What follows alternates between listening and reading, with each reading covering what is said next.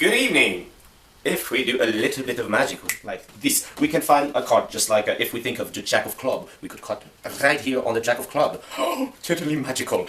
And if we think of I don't know, just like me, a Two of Spade, we can have a Two of Spade. Or we could also have a Queen of Spade. Well, you can have any card since it's a brand new deck of cards.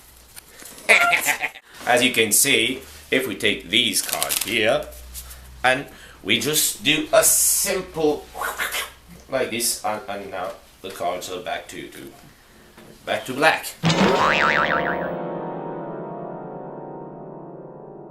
C'est quand même arrivé tôt, je pense que j'avais 6 ou 7 ans.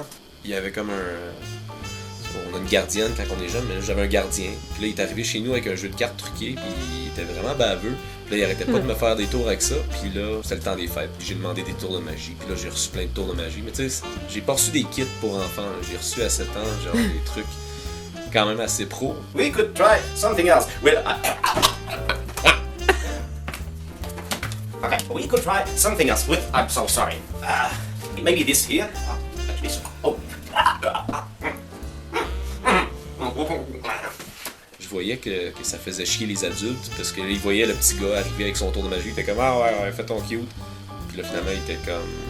Il était pas de bonne humeur parce qu'il comprenait pas. C'est vrai que c'est une belle force pour pouvoir baver le monde. Ok, c'est ça que tu voulais faire. C'est ça! Let's say this thing here, and we can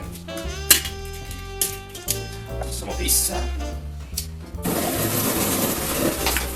Okay, and a little bit of that, and with a little magic, we are a bird, a bird.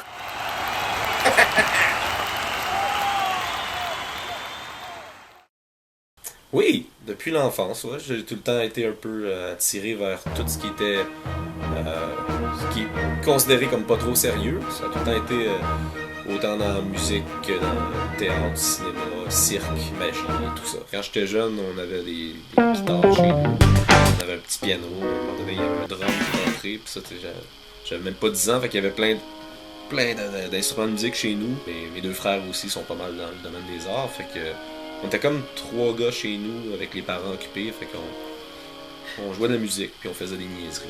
L'art, dans le fond, c'est la façon la plus facile d'exprimer autant toute la gamme d'émotions, bonheur, tristesse, c'est n'importe quoi, dans le fond.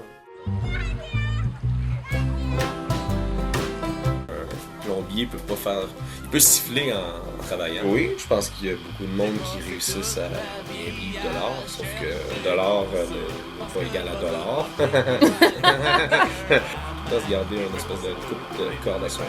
J'ai l'impression que ça doit être pour ça que je me suis tout le temps touché dans n'importe quel projet. J'ai tout le temps fait de l'art, j'ai tout le temps vécu un petit peu de mon art, puis là en ce moment c'est surtout avec la musique. J'ai fait des tournées avec un cirque.